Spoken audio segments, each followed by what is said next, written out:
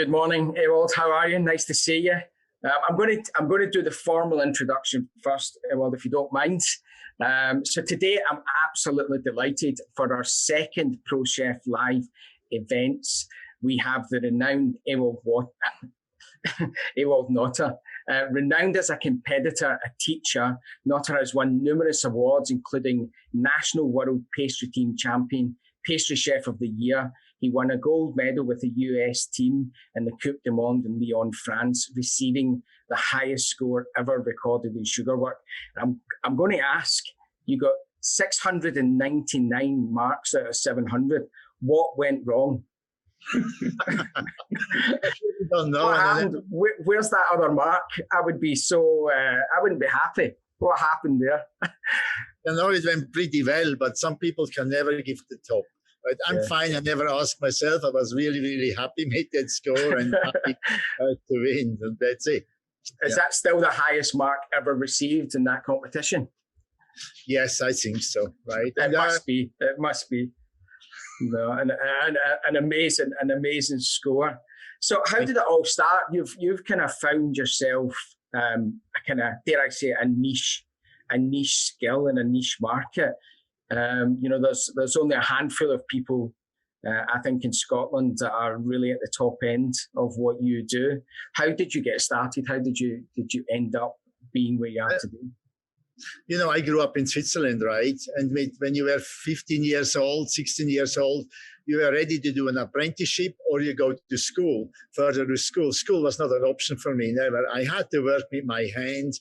I had to express myself. So I had choices between working with flowers or carpentry or even window decorating at that time. But I went into pastry. I like sweets. I love it. And I still eat every day. You know, I can't get enough. And so I did a 3-year apprenticeship. And after apprenticeship, actually I went to England for 18 months before I came back to Switzerland and did my military service, which everybody has to do. Then I worked in Grindelwald because mainly I like to ski, I like sport. And then I thought I have to get more serious. I went to Zurich. And then I ended up in Sprüngli. And my goal was to work with decoration, to do decoration, right? I like drawing, I like painting. And after 1 year there, I had the opportunity to work in that team. It was a 3-people team. And it was pretty stressful. People thought that's a dream job, but we had to deliver every day. You know, everybody criticized us and this and that. But at that time, I heard about sugar pulling and blowing, and I was able to take classes with Willy Pfund. And that's what I did. And I took it very seriously. And after a few months, he asked me if I would like to assist him. Of course, I was blown away and I did everything to do that. And after 1 year, he asked me if I want to take over the school. I was pretty young and said, well, if you think I'm ready, I'll do it, right? So I took a loan from a bank at that time and bought his school. And funny thing, after 1 year, he said, you know what, I feel very bored. I can't sit at home and do nothing. Can I buy back the school? So I sold it back to him and I opened another location. The problem was at that time, I did his style. You know, I learned from him. I followed him. And then I was by my own. I had to, from today to tomorrow, I had to create. I could not use his program, something different. And that was a challenge, right? And the challenge at that time also was I needed to do competition. There was no internet. So you need to go out, present yourself and show what you can do. And that I had to do that and I did it. And I worked hard on competition. A lot of people think, yeah, competition is fun. Competition was never fun for me. It was hard work. If I want to have fun, I go play soccer or try to find a beach, right? But you don't want to make a fool out of yourself or a fool in front of your sponsors. And so at that time, every year I did a competition or tried to get some demos and shows. Demos were very important because if you do a demo in front of people, you have a time frame and you have to put up something. If something breaks, you cannot leave. You have to make it finish. And that was a good training. And I loved it too. You know, you love when you become successful, but it's a lot of pressure too. the more you do, you never want to go back. You want to go further and bigger. So I did this in Zurich, and then I started, because of the competition, I got invited to different countries, and I went to America, and wow, America was big for me. And I saw the cities like New York, Los Angeles, Las Vegas. I saw a lot of potential because this hotel needed decorations and the parties, and said, wow, that's what I'm gonna do. So 92, we moved to America, and I did the opposite. From America, I went to Europe for 1 or 2 months to teach. And that's how it started. I was in Gatorsport, later on in Orlando, and was difficult too, because I was pretty much by myself teaching private classes in sugar and chocolate. But, you know, whenever you become successful, a lot of people jump on the wagon, and these import companies, chocolate companies or other companies started to create their own school and invited their best customer and gave classes for free. This was my bread and butter at that time, right? So that's why I started a pastry school in Orlando. Orlando was an inexpensive city. You could park the car in front of the school, not like in New York or Los Angeles, you know, San Francisco. And yeah, that's what I did, right? And then later on, I traveled for 3 years, taught classes all over, and now I'm in Seattle, which is closest to Switzerland I can think. We have mountains here, and you know, the weather is very similar, and I love it. And I'm part of a coffee shop, and I have to say I do less decorations today. I've been more in the kitchen, but I've been in daily contact with my customers, and I see how they like what you produce, and it totally fulfills me. Totally. So I found different niches all my life in our profession, and always try to do the best. And surprisingly, now I like to bake again, and this and that. I'm totally happy and very lucky. It's almost went full circle, really, hasn't it? You've went back to probably what you learned in your apprentice days as a pastry chef. I'm sorry, I didn't understand quite. I'm saying it's almost like your careers went full circle. You're back in the kitchen. You're working with pastry. You're face to face with customers. Isn't that funny? Yeah, and I'm totally love it. Yeah. One of the things we try and get across to our students is that, you know, the sort of face of chefs is the kind of Gordon Ramsay. It's crashing pans in restaurants and stuff. And again, one of the reasons we get guests on like you is to try and sort of share the knowledge that your career in food can really go anywhere. And I think, you know, just even your 5-minute summary of what you've done, it's included travel, it's included your own businesses and things like that. What was it like doing chocolate work in Orlando? Because I know it's very hot and humid. I struggle in Glasgow, tempering, never mind in Orlando. It is a challenge, right? And in like in Florida, you have to have air conditioning all the way around, all the time, and also for sugar, it's a challenge. But because traveling a lot taught me a lot, and it wasn't always easy, like boiling sugar or working with chocolate in other countries or with different chocolate, or humidity affects everything, and you have to put it out somehow, right? And today, maybe not as easy as 30 years ago because of the internet. You always spot on. People, whatever you do goes out, right? And it's sometimes scary. And but it's for everybody the same. But I faced a lot of challenges too. Yes, of course. And how do you go into doing a demo maybe in Malaysia, or versus doing a demo maybe in London? Because as you say, the temperature, the conditions, you know, I do a lot of demonstration and it's planned minute by minute. But when something is as difficult as sugar and chocolate and is affected by environment so much, how do you cope? I would be totally stressed out. Very stressful. Yeah. Now, if I do it before a demo, I like to arrive ahead before, check it out, check out the room, the electricity, the temperature, the humidity, everything will affect you. And when you have a demo, you only have a certain time. So if the temperature is critical, I prep more, I prep more and have it on the side. But my goal is always to show from the beginning to the end what I can do in that certain amount of time. And this, the showpiece itself is a challenge, right? But also you have to work clean.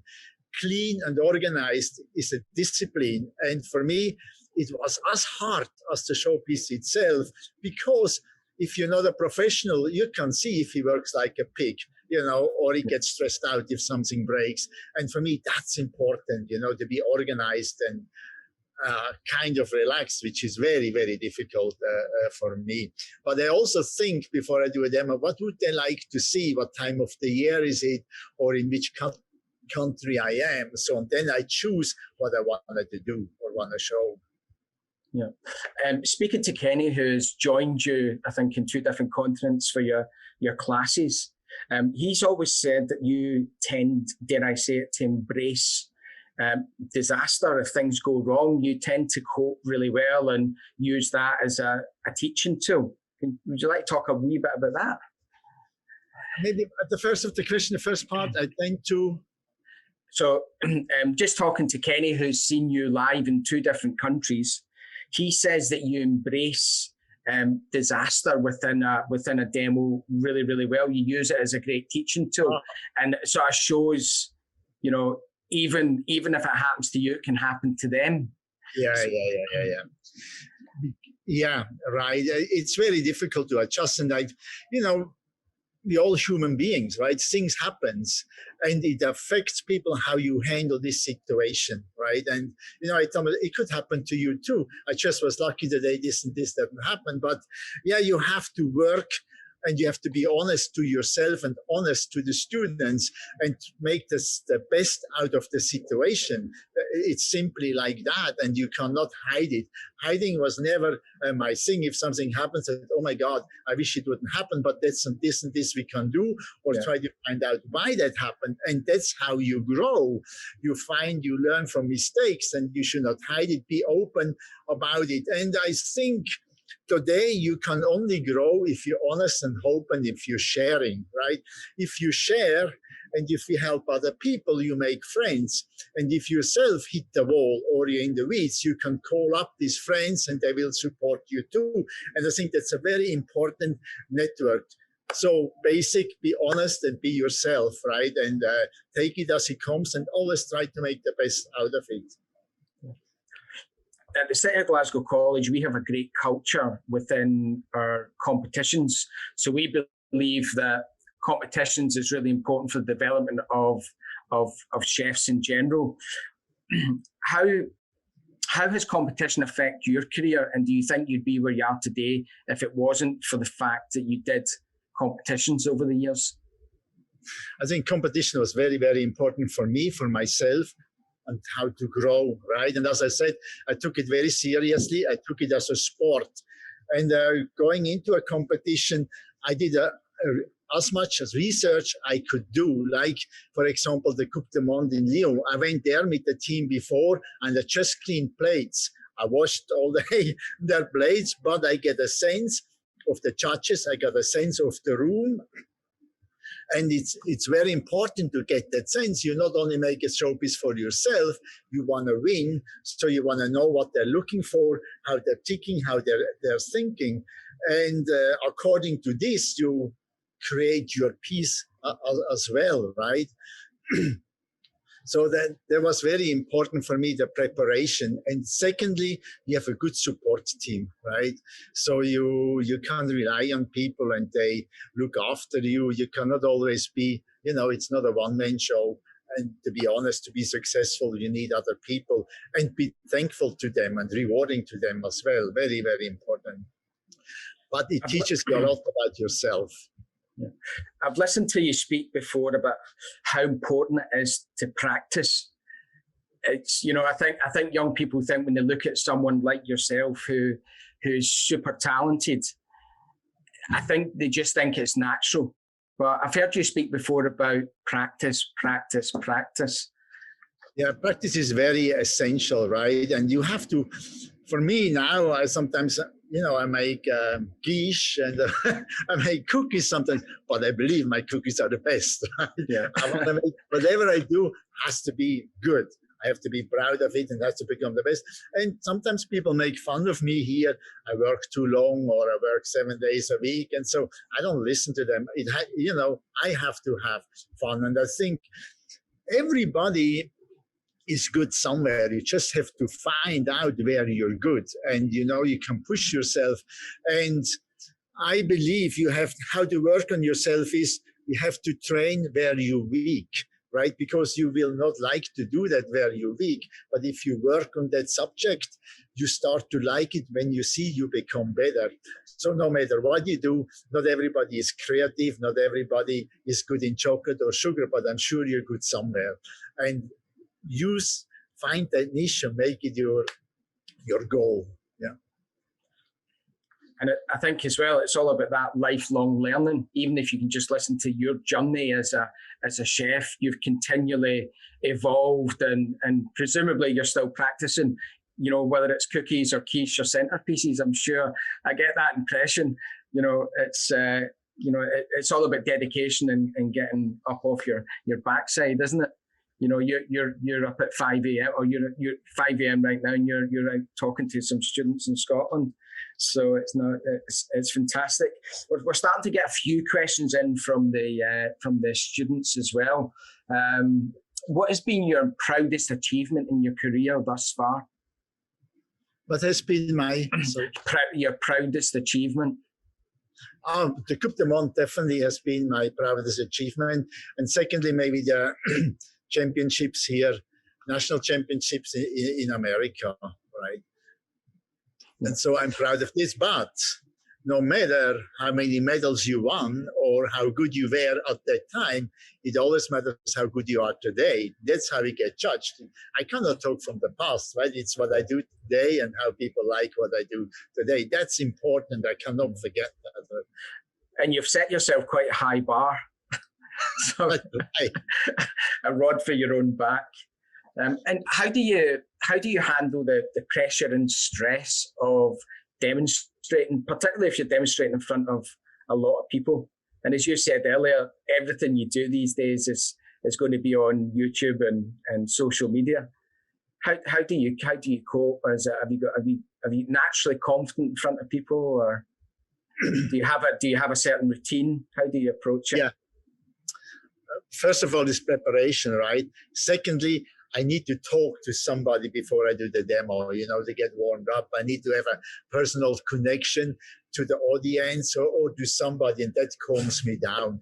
But most important is the preparation. You have to feel comfortable and good, and you have to, a plan B. If this doesn't happen, what can I do? Or, how can I get out of that? Or, survival.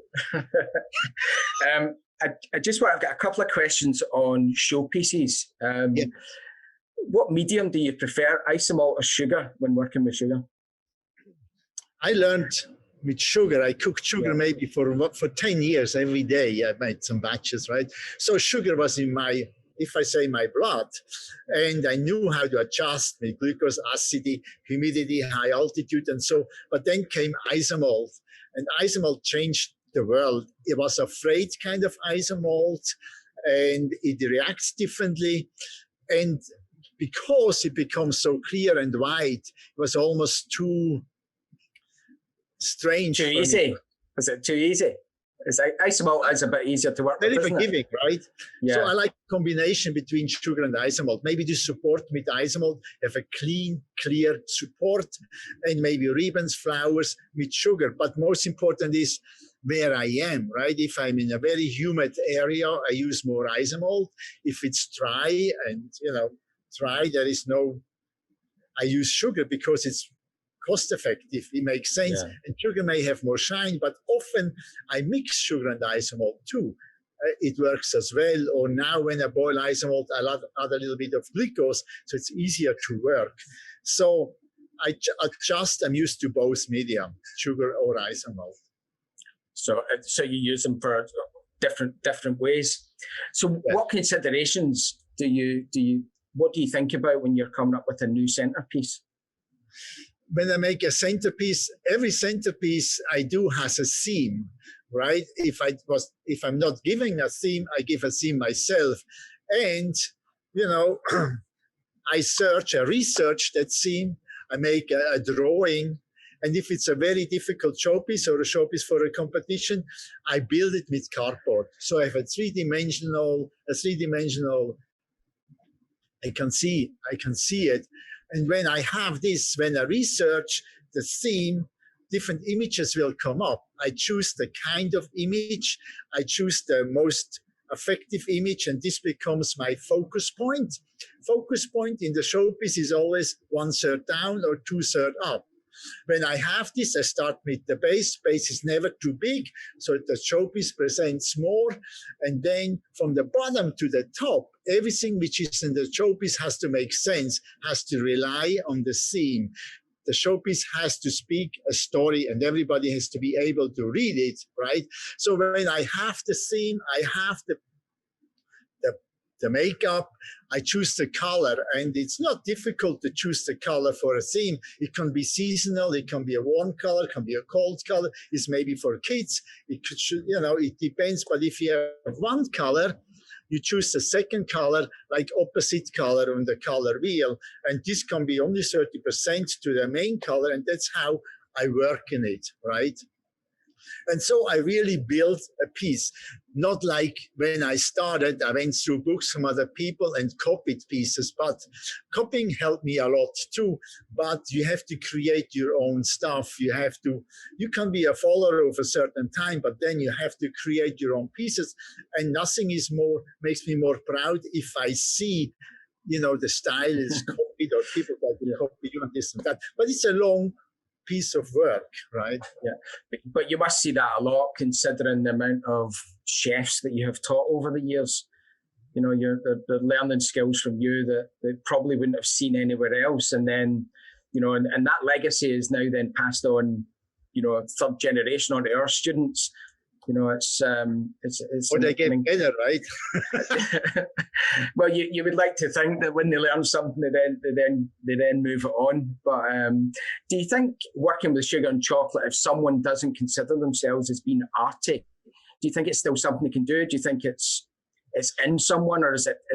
Do you think someone can learn it? Yeah, I think not everybody has talent working, with decoration or has the patience to do that. But I believe everybody should be able to make, for example, a flower, or, should cast a heart and make a little flower on it or something. Everybody in our profession should be able to make something nice to decorate the cake or put a little table piece up. And it's our job as teachers to teach them to come up with simplified, easy decorations. Yeah. I'm sure these people are good in some other ways, but everybody should be able, and that's my goal too.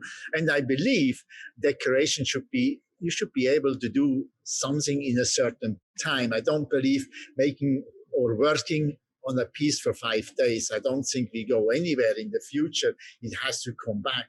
You have to be able to simplify and keep happiness with the cookies. Is there many hotels in the States using centerpieces in their venues? Yes, I think, it's a year now, this pandemic changed a lot, and I don't know how we get out of it. It will be different, but still people love it, right? You can, if you have a personal, it doesn't need much. I see it here. People just love it if you make something personal. It doesn't need much. And it could be that we still do more of this in the States than maybe in Switzerland. When I go back, a lot of there is we buy flowers or this and that, because time is more expensive there than here. That's how I find sometimes myself, but no matter where you are, people always like a personal touch. Yeah. Again, there's a lot of different skills that can then be transferred onto things like plated desserts and to enhance lots of things. When you're working in competition, do you try and get as much in advance to save on stress on the day? I suppose it depends on the different types of competitions, doesn't it? Yeah, I used to think like that, the more the better, right? And the more, I always want to show a certain kind of techniques, and you want to show, it depends who is there, who is judging it. There are trends, and these trends changes. Is it colors or techniques? But I tell you, simple things are most difficult. To simplify is the biggest challenge for me, because it shows mistakes right away. So not always more is better, or this and that. You have to choose well between technique, and I like, the older I get, right, more simplified things better than before. You have to choose well. I've got a question in here from Alice. She is just saying you're a true artist, but she has one question, which is 2 words. Why frog? Why you make a frog? Yeah. She must have seen it. I just had this conversation lately with my son. He wanted to make a frog. I thought, Jesus, everybody makes frog. I see frogs everywhere. I honestly don't know where he came from, or I honestly not. But these are some images people love, right? Yeah, but I cannot. In the industry, who do you look up to? Who do you get inspiration from? You know, of course, I followed people, and now it's very easy on the internet. But I try to go and follow more artists who make decorations out of wood or metal or glass. But definitely, we have great artists in our profession too, and they may be better than me. Like Stefan Triant, for example, is very, very big. Stefan Triant is very good in airbrushing, always comes up with new ideas and very simplified, right? Leroux, maybe from Belgium, great chocolate artist, unbelievable. So yeah, I really admire them. Or Stefan Klein in France with sugar. It's amazing what these people do, and I just admire them. And they're better in many things than I am. But I try to follow people from outside of our profession to give me impulse. Right? You want to be different, and that's important too. Yeah, I've got a bit of a technical question here. That is, when using Isomalt for pulled sugar, do you use tartaric acid or cream of tartar? In your opinion, what works best? You know, Isomalt drove me crazy because it was became easily brittle when I boiled it too high, and until I understood, I don't think glucose maybe make it a little bit more elastic, but adding pulled sugar in it makes it more elastic too.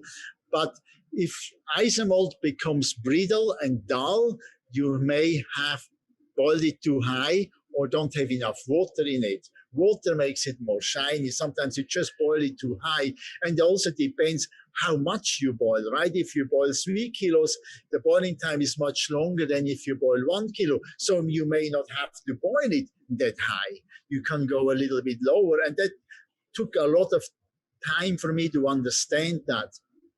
So it's a matter of how much water you still have in the end product, which makes Isomalt shiny, and how much water can it be before it gets sticky.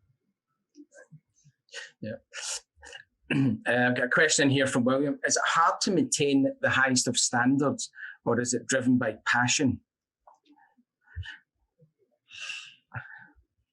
I think everybody is different, but I try to work a high standard, but it's not every day possible. It is just not. You have good days and bad days, but as long as people see you try to do it and you give everything to achieve that goal, that helps a lot, right? And sometimes you just can't. Different reason why you didn't get it today, but it's most important you're motivated and kind and respectful and try to do it.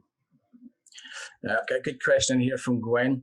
When you're traveling and you're working with food and ingredients, how do you cope with the change of ingredients? Very difficult sometimes. But again, when I travel and I have to be, there is a class next week, I make sure I be there this week. I have an extra day to make 2 or 3 batches of sugar to see how it works, to see how it stands up. And with chocolate the same way. Chocolate, there's so many different kinds of chocolate. Yes. And you only can travel with so much luggage. You cannot take anything with you. But the more you do that, the better you become working with what you have, right? And working with the people. And if you, again, it's honesty and your skill sets, but you learn to deal and cope with these situations. And every country is different, right? People are growing up different, and it just. Yeah, I've had nightmares in Asia, even finding chocolate. And then I find working in the States, the flour's completely different. So you're always learning, mainly through disaster. I've got another technical question here. Someone here is looking for advice to achieve black when blowing sugar. Have you any advice on how to get that? Yeah, but black is it's difficult to achieve, but black, I think, is a mixture of different colors. So when I used to make black, I use red and put black color in it, or blue, and so don't over pull it. Don't over pull it, because when you pull air in it, it makes it weaker, and the different colors come out more. So if I need a dark black, I hardly pull it, so it stays subtle, but it's difficult. So again, what I do, I choose colors, right? And that main color which I have, I add black into that main color, so it has a touch maybe of that red or of that green or of whatever it is, and it goes very well together. Do you have any tips or tricks on how to transport sugar pieces? Yeah. I did a lot. So that's probably the most stressful part. Very stressful too, right? Because sugar, if you pack, has to be dry. But I use plastic, very, very fine plastic, even clean, garbage bags, not black, clear ones, so you can see where the piece is. And I take a bag and just take it apart and scramble it together. Styrofoam chips doesn't work, right? Forget about that, and it sticks. Plastic is the best, and you can lay it in it, and and push it. And I traveled a lot with pieces, even flew. You have to check out how big can your luggage be, and what So I put maybe the piece together when I get to that end place, but I use very fine plastic always, even chocolate. So when you travel, you don't have any clothes. You just have your carry-on full of sugar pieces. I mean, you can buy underwear wherever you are, but you can't buy the sugar. No, you organize yourself and you pack well. What maybe the most difficult part of the piece you try to do at home, and the rest you can do there, and then fit it together. Have you ever been stopped at customs? Oh yeah, many times. And what do they say when you've got half of a sugar piece in a bag? Do they understand? Have they ever seen it before? Now it's easier because Food Network and all, it's all over TV, right? But it was difficult 10, 20 years ago. It was a challenge. And they weren't sure what it was. In Switzerland, people got to know me on the border. When I came, I had a little bus and often went to Germany or to other countries. And always searched my bus, and you have to explain what it is, and maybe have an extra piece there where they can break it, and Right. Do you ever say, "Do you know who I am"? No. Google me. You'll know what's in the case. Oh, you know what? I went to Canada and I couldn't get to Canada for 18 months because I didn't have a work permit. I used to need a work permit to do a demo in the class. So when I came again, I was on the border and they said, "Who are you?" And I was so upset, said, "Google myself." You Google yourself. Yeah, but I don't do this normally. No. It's always scary going into a different country when you've got ingredients in a bag. Very scary, yeah. I've got a question here from Mike. Do you see yourself as an artist or a chef, or is it a bit of both? I think I know the answer. I'd be very careful with artists. I never studied art, right? I did an apprenticeship in place, and that's what I am. But the longer you work on one subject, or the more you study it, you become there, right? But if I say I'm an artist, and others say, oh, what is that or this? But we all create kind of art. But I would not say I'm an artist. No, I'm in pastry. What do you prefer, working in sugar or chocolate? Either way, but I don't like to mix it. There was a competition at the mix chocolate and sugar. I can get into it. It takes me a few hours, but I love it. I love both. I think in sugar maybe better than in chocolate, but I really like both subjects. We've got, again, a couple of technical questions here. When boiling isomalt, do you dissolve in water or melt dry? I use always water, always, because induction oven, it depends what model you have. It happens to me, it burned on the bottom, or I always use water to dissolve it, very slowly dissolve it. And it makes a difference if you boil it on induction or gas, right? Induction. What do you prefer, induction or? Now we have induction mostly, but I prefer gas because it heats the whole pot on the side too. And I can feel the difference when you pull it later on. If you work on induction, the isomalt is more clear, more white, right? If you're on gas, maybe a tint of yellowish, amber, but hardly any crystals. If you boil on induction, often you have crystals in it. When you pull the ribbon, you can see it. That's because it doesn't boil the same way, right? Only bottom heat, while gas heats the whole pot. Yeah, that just answers my next question. When boiling isomalt, what impacts it? What impacts the boiling time? So is gas quicker, or is it more to do with volume? I don't know, but the rule is you dissolve it very slowly, no matter what. Is it sugar or isomalt? And then once it boils and you clean it, go fast, right? I don't know what is faster, but I know it's different. And today we have induction ovens, right? That's what we use, but sometimes you have to adjust. We make caramel inductions too, and well, gas is a lot easier. I've got a question here from Nicola. Do you like to work alone or prefer pulling a project together with a team? I like people. I like to work in a team, right? And certain things, if it becomes difficult working in a team, you need your time, you separate yourself. But I like to work in a team. I like, to be successful in a team. How's the pandemic affected what you're doing now? It affected. We are lucky. We're still working. We're open again, and we have a third of what we used to have.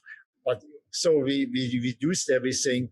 It really affects us a lot here, amazingly. And not only us. I always say other people have it worse than us. But I cannot be happy. I'd be very happy if this is over. Let's say it this way, and we survive and have a lot of patience. But it affected us in many, many ways. Like everybody else, we need customers. The restaurant has to be open. We need to go, be people person, right? How has Washington State dealt with it? I know all the states are completely different. Some have not done anything, and some have been quite hard. Where has Washington State fell into that? Washington State has been quite tough. We are not too bad in Washington State. Comparing maybe Arizona or. In the UK is a full lockdown still. So all restaurants, bars, cinemas, everything's all completely closed. So we're still at takeout only, unfortunately. We were closed, and like everybody else, now it's takeout only. It's fast too. You can set up for 25% of the people. That doesn't help you a lot, right? But it's a beginning. But I have a lot of friends, they have to close down, they have to give up the business. Totally, right? And it's a shame. It's really, really hard. I try to find positivity out of it, and it's difficult to find, very difficult. Do you think the bounce back will be better? Do you think we're going to come out of this better than we went in? Do you think there's going to be more of an appreciation for what we do as chefs? Yeah, it has to be in a way. Otherwise, for me, I always have to look at it this way. how did I improve or what is different? And there has to come out something positive, right? Professionally or personally, I need to think that way. Otherwise, it's depressing. And we have to find that positivity and appreciate each other more, or work more together, or be thankful for little things. Yeah. So what's coming next? I know you're the kind of guy that's got your eye on the next trends and what the public are looking for next. Do you know, have you any insight for us to tell us what's next in the horizon? What's going to be the fashionable, the things that are going to make 2021 different? Well, I don't have that crystal ball. I wish I had it. For me, simplicity. I think that's it. If pandemic taught me something, it's simplicity. Do what you need to do and do it effective. And I think that's the goal, and that's how it comes out. And I know people start to travel again and this and that, but I learned to be more simple than before, right? Yeah. Used to live with less. Yeah. You've wrote a lot of books in your career. Are you working on any more books? Not at Have the you moment. got any books in plan? No, we thought about making a table book or so from the coffee shop, and again simple, easy things. But it's not in the planning part. No, I don't have that. Sorry. Now we've got a question in here. It's almost like a kiss and tell. Have you ever had to do a showpiece for a celebrity? And if so, who was it? If you're allowed to say. I don't like to. Yes, I was invited a few times into the White House, right? Bush administration and Clinton administration also did a showpiece for the King of Spain, Queen of Sweden. So I had that, right? I had that, and it's very stressful. So for all you students out there, food can take you literally anywhere, as Chef Notter has just proved. The White House, amazing. So where are you just now? Can you give us a wee insight to where you're actually sitting, what you're doing, what you're, obviously it's very early in the morning, what's the day ahead for you? Not the day. I mean, as soon as you finish with that, this is what you mean, with that Zoom, I go into production, and, I love it. So I make quiche afterwards and chocolates, and that's the day for me. But the plan, what we do, we were asked from Facebook and Amazon to open more coffee shops. We try to be different. We use a lot of ganaches and in our coffee, and mix it and try to be different. And obviously people like it and ask us to open more stores. Right now it's not possible, but it's in the planning. Yeah. And I'm invited, yes, to, I think it's Germany again, to teach some classes, and Austria. We'll see how that happens and when it happens. But for me, it's important. I see the light of the tunnel. It's moving on. It's coming better. Do you miss the travel? I know it's a big part of your life. Are you enjoying the not seeing airplanes? I enjoy traveling very much, and this was also a reason why I went into this profession. I like different cultures, different people, and yes, I miss that. Of course, I do miss that. Yeah. Here's a very good question, especially for folk who are thinking about starting sugar. How do you cope with the heat? Have you any tricks, or is it a build up? Is it just experience and getting used to the heat of the sugar when pulling it? Well, for 10 years I worked without gloves, right? That's how I learned, and I was very lucky. I had dry hands. But working with the heat, some people are more sensitive or less, but you can have double gloves or 3-part gloves. That's how I would cope with it. But sugar doesn't need to be that hot. Maybe you boil it a little bit less, and the more comfortable you get with the technique, pulling pedals for flowers, which you have to repeatedly doing 150, 100 times, whatever, and create blisters. I would boil it a little bit lower until you got the techniques, and then you can boil it higher and get more used to it. But maybe wear 2 pair of gloves or 3 pair of gloves, right? But I had ordered from 200 flowers, 300 flowers, and I had to pull left-handed because I had blisters all over my right. So someone here's got a very practical question. Money matters. How do you monetize your service, and how can our students, once they've got some of those skills, how can they monetize it? Have you any ideas? How I monetize them? How? Right. Yeah, so how do you make how can a young student make a living from sugar and chocolate? Yeah, sorry. Very difficult, right? Very difficult. But how I did it, and I think it's most important you become good in what you do, you be all-rounded, and be able to show your special skills you may have in sugar and chocolate, make something for other employees or for a party or for your friends, so people see what you can do and they will appreciate it and they will ask you more. And that's what happened to me until it became my full-time job. So you have to be patient and work on yourself, and I'm sure that day will come. Have you ever showcased in Scotland? No, I'm not. I've never been in Scotland. You've never been to Scotland? Wow. No. We need to, Mr. Het, you have to get that arranged. So no, it would be absolutely amazing. I just want to read out some of the comments some of the people are putting in, not necessarily question.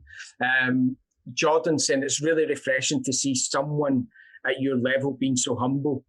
You know, and I think you know, the students here are learning a lot from what you're saying, but I think they're learning a lot from you as a human being as well. You know, you're totally at the top of your craft, and again, I think the guys all appreciate you giving up your time to share your journey with them. It's been very, very inspiring. It's exactly what we pulled these events for. It's been truly humbling. Oh, it was a pleasure for me too. Thank you very much. But you have to be that way. I mean, the more humble you are, the less you fall down, right? And you're all, as I said, human beings. I think there's also a statement here from William. He loves how you embrace failures as much as achievements, as you believe that's how you grow. And if you've never failed, you've never accomplished anything. So no, it's quite incredible. What has been your favourite showpiece you've ever made? Is that like picking your favourite child? Have you got a favourite showpiece? I don't know about the favourite showpiece, but I like to make nature, right? I'm not good in architecture or set pieces. I like freedom and I like to change it a little bit. Like, you know, animals and figurines. That's what I used to. You were particularly famous for horses. You pulled horses. Horses, yeah, horses. Challenge, right? Yes, I like to make them too. But I tell you what, I had a lot of disappointments making horses too. It takes a while. And also not only the hand skills, your eyes, sometimes you don't see it. And, you know, if you do things many, many times, you school your eyes as well and you can see differences, right?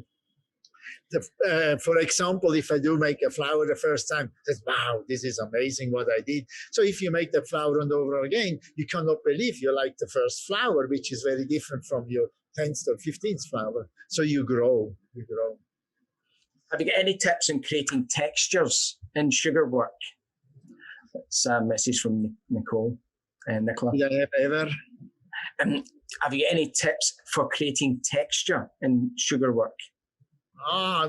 Maybe to create different textures, you can mix different things into sugar, right? I did, for example, granulated sugar, I did rice, but to create textures is maybe press it into silicone or cast into silicone or blow into silicone to get the impression. Doesn't need to be silicone, it could be metal too, but it has to be cold, yeah, to get that texture out of it.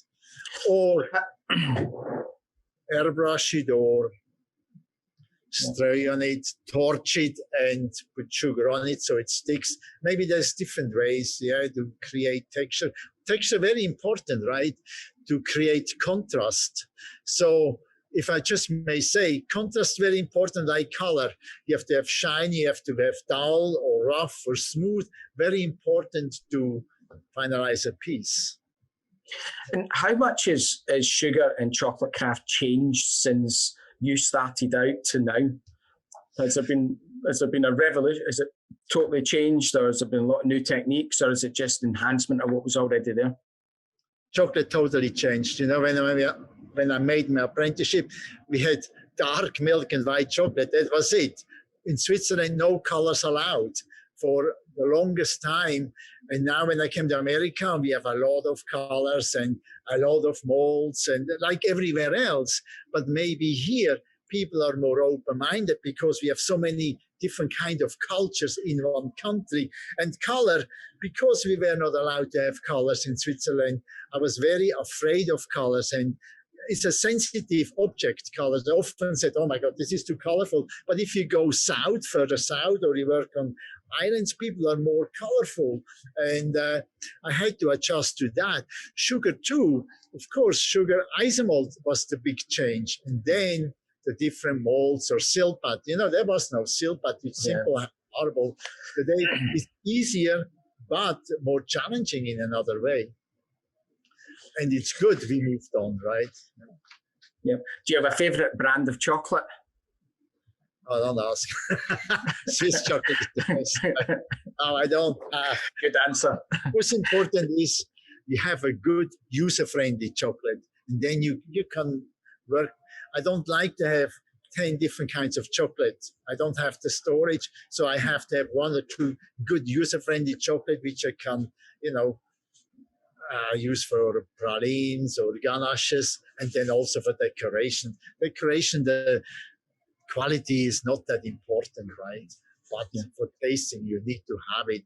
Today, I believe milk chocolate Switzerland was a long, long time, was the best, but now you can get good chocolate anywhere, right? And it's difficult to say this or that is the best chocolate. And people's knowledge has got better with chocolate as well, hasn't it? The consumer understands chocolate a wee bit better than I think they did 25 years ago.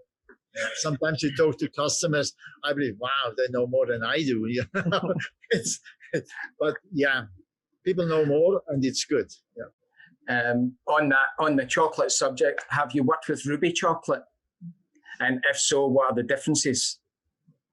So then that seems to be the latest thing in chocolate. I know of it, and I haven't used it. I'm so sorry just to deny that question. It just shows you how ever-changing the world of chocolate is.